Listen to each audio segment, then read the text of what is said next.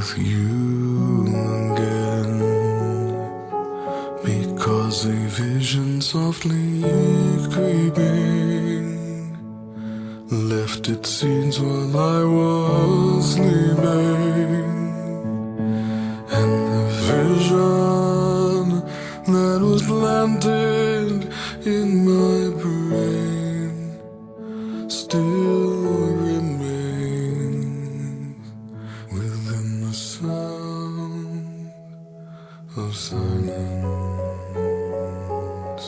In restless dreams I walked alone, narrow streets of cobblestone, neath the halo of a street lamp.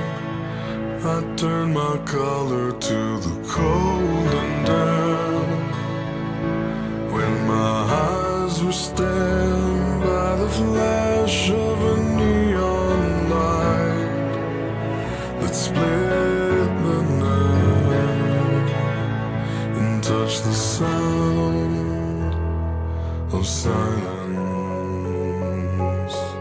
And